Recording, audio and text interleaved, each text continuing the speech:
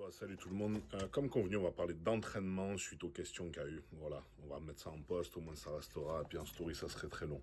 Il y a une question, il y a eu plusieurs questions, mais il y en a une en fait qui a relevé un point important en fait. Et je pense que c'était bien de le traiter. Voilà, une autre personne l'a dit sous d'autres formes. Mais on m'a demandé en fait comment je gérais la récupération. Voilà, sachant qu'on sait tous qu'après des gros entraînements lourds, type cuisse, ou quand vous commencez à pousser des grosses barres, vous faites le dos, du soulevé de terre, du développé couché, tout ça, quand vraiment vous tapez très très dur, c'est très très dur de récupérer.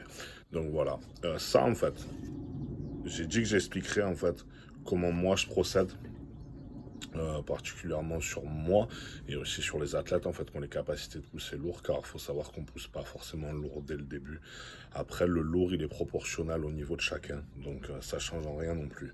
En fait voilà, on va juste partir de la base dans cette vidéo, et dans l'autre vidéo par contre on parlera plus de justement comment gérer sa récupération et tout. Pour savoir comment gérer sa récupération, c'est comme tout, je pense qu'il faut d'abord comprendre qu'est-ce qui se passe en fait quand vous vous entraînez, et en fait plus particulièrement qu'est-ce qui se passe quand votre cerveau, et oui on en a tous un même s'il marche pas super des fois, il donne l'ordre à votre muscle en fait de par exemple de pousser une barre, de votre bras de se rétracter, de vos jambes de pousser.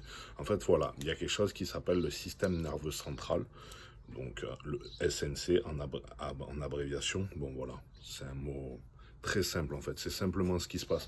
À chaque fois, ne serait-ce que de fermer la main, il y a un circuit qui est propre à cette main-là, à ce doigt-là, à celui-là, à tout ce que vous voulez en fait, et qui envoie une décharge électrique, une impulsion électrique pour justement donner l'ordre à votre muscle de se rétracter et après de se relâcher. Peu importe ce que vous faites, même quand vous faites un mouvement de poussée au coucher comme ça, c'est la même chose. Donc en fait, ça s'appelle le système nerveux en fait. Le système nerveux, il faut savoir que c'est des mini décharges électriques qui se quantifient avec des hertz en fait. Voilà. En fait, quand vous commencez la musculation, votre capacité à pousser, en fait, elle est limitée. Pourquoi? Pour une raison très simple, c'est que le mouvement que vous allez faire, vous n'êtes pas habitué à le faire. Donc en fait, votre cerveau, il n'a pas l'habitude d'envoyer une impulsion électrique sur ce mouvement à proprement dit. Il faut savoir que chaque mouvement à proprement dit, il a un circuit en fait qui est propre. C'est-à-dire que on va faire très simple et très bête, mais c'est pas un gros câble et qui envoie plein de petits câbles en fait. On va dire que simplement pour faire un coucher, un développé couché, il y a un circuit, on va dire un chemin en fait qui passe, qui envoie une décharge électrique.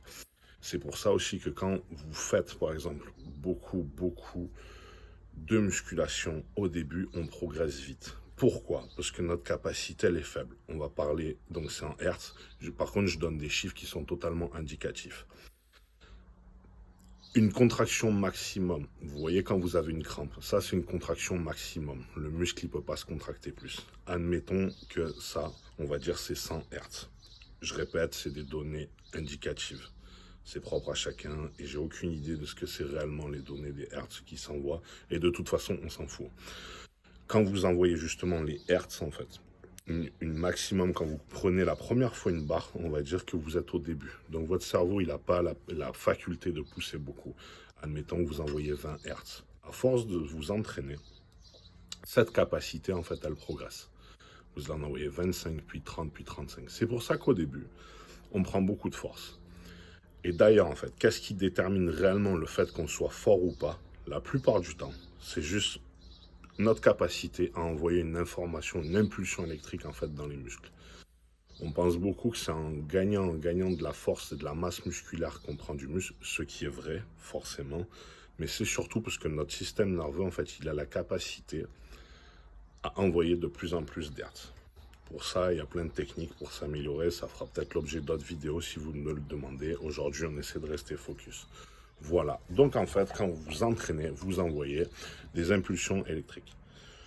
Plus vous êtes près de votre potentiel maximum, plus la récupération va être dure, car votre système nerveux, tout ça va être fatigué. Il faut savoir aussi que le stress, les choses, si vous manquez de repos, êtes exposé à beaucoup de lumière, travaillez beaucoup sur des ordi, ça fatigue, on va dire, aussi le système nerveux. C'est plein de petits facteurs, attention, à prendre au cas par cas. Mais en gros, la fatigue, la récupération, voilà. En gros, quand vous faites des grosses séances d'entraînement, c'est pour ça qu'en général, après les cuisses, on est vidé.